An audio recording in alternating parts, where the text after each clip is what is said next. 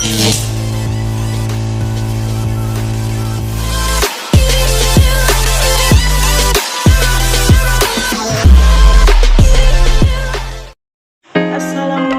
warahmatullahi wabarakatuh. Di sini saya akan menjelaskan materi tentang dasar-dasar deep learning dan contoh aplikasinya. Baik, di sini saya akan menjelaskan apa sih pengertian dari deep learning. Deep learning sendiri merupakan bagian dari machine learning yang memiliki jaringan tersendiri. Ia mampu mengenali pola dan informasi tanpa pengawasan dari data yang tidak terstruktur atau tidak berlabel. Deep learning merupakan subbidang machine learning yang algoritmanya terinspirasi dari struktur otak manusia. Struktur tersebut dinamakan Artificial Neural Network atau disingkat ANN. Pada dasarnya, ia merupakan jaringan saraf yang memiliki 3 atau lebih lapisan ANN. Ia mampu belajar dan beradaptasi terhadap sejumlah besar data serta menyelesaikan berbagai permasalahan yang sulit diselesaikan dengan algoritma machine learning lainnya. Di sini saya akan menjelaskan 4 jenis-jenis algoritma deep learning. Yang pertama yaitu Convolution Neural Network atau CNN. CNN yang juga dikenal sebagai CONNET adalah salah satu algoritma deep learning yang bisa kamu manfaatkan. Terdiri dari beberapa lapisan yang sering digunakan untuk pemrosesan gambar dan deteksi objek. CNN pertama kali dikembangkan pada tahun 1988.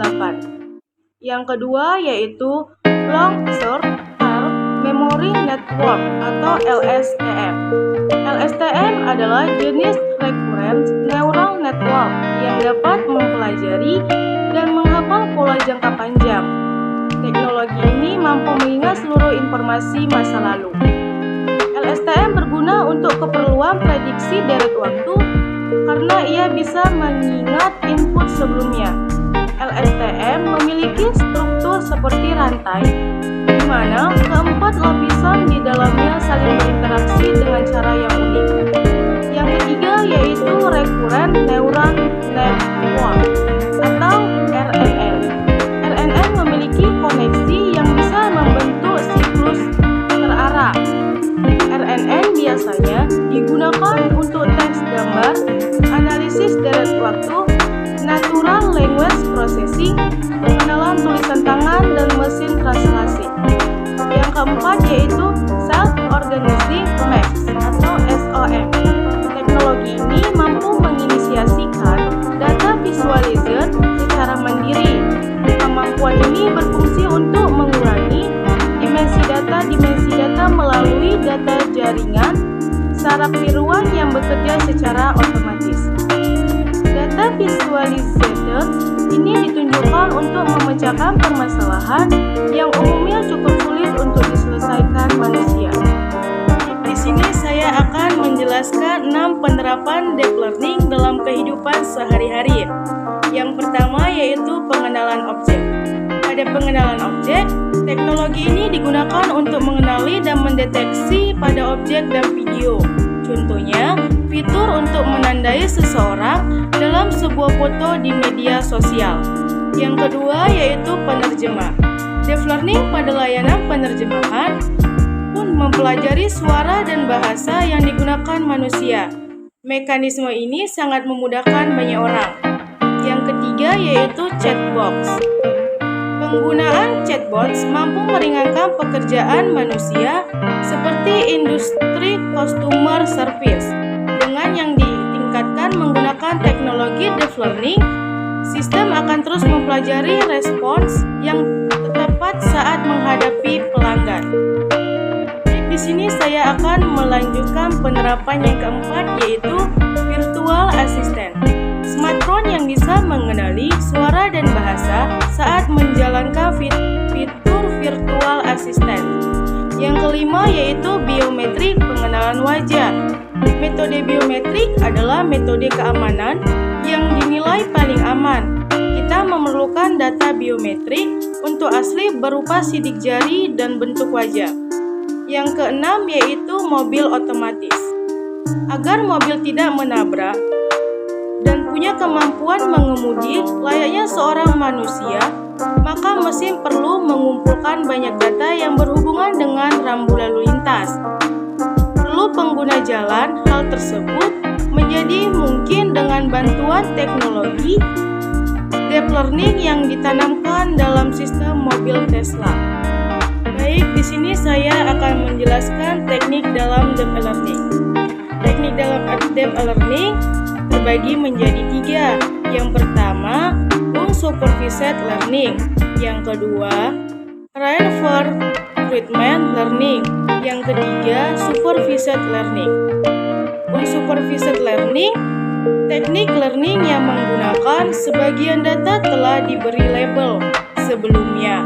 Pada beberapa kasus, generative adversarial network termasuk LSTM dan GRU juga menggunakan teknik learning ini. Yang kedua yaitu reinforcement learning. Teknik learning ini digunakan pada lingkungan atau environment yang tidak diketahui. Pada tahun 2013, DRL dimulai dengan hadirnya Google DeepMind. Yang ketiga yaitu supervised learning. Teknik learning yang digunakan dalam kategori ini menggunakan data yang diberi label sebelumnya. Contoh yang populer dalam kategori ini adalah Deep Neural Network atau DNN, CNN, dan Gate Required Unit atau GRU. Sini ada contoh aplikasi deep learning dengan NVIDIA Jetson Nano. Contoh program Python dengan OpenCV library pada NVIDIA Jetson Nano. Contohnya yaitu menampilkan file gambar. Untuk menampilkan file gambar, program Python-nya sebagai berikut. Import CV2 img sama dengan CV2.imret buka kurung tanda petik sumber for email 1 jvg tanda petik tutup kurung CV2.imsub buka kurung tanda petik output tanda petik img tutup kurung CV2.wk buka kurung 0 tutup kurung.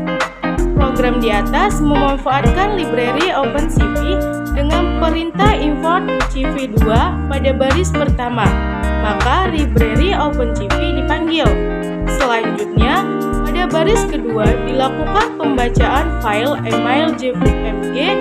File ini terletak pada folder sumber, sehingga pembacanya harus menyertakan folder sumber tersebut. Baris ketiga berfungsi menampilkan file gambar yang telah dibaca. Selanjutnya pada baris keempat, program akan menunggu penekanan sembarang tombol pada keyboard untuk mengakhiri program ini. Setelah program dibuat, klik tombol running. Pada gambar di bawah dapat dilihat tampilan program yang telah berhasil menampilkan foto dengan nama file email jfg. Kesimpulannya yaitu deep learning adalah salah satu cabang dari machine learning yang berfokus pada pembelajaran melalui representasi data yang terstruktur dalam bentuk yang disebut dengan neural network atau jaringan saraf tiruan yang memiliki banyak lapisan. Deep learning menggunakan beberapa lapisan, diantaranya lapisan masukan atau input layer dan lapisan luaran atau output layer. Arsitektur tersebut dapat digunakan untuk melakukan pemrosesan nonlinear dengan beberapa tahap yang hasilnya dapat digunakan untuk filter, learning, dan klasifikasi pola. Dalam deep learning memiliki beberapa teknik yaitu teknik deep supervised learning, deep semi-supervised learning, dan deep reinforcement learning.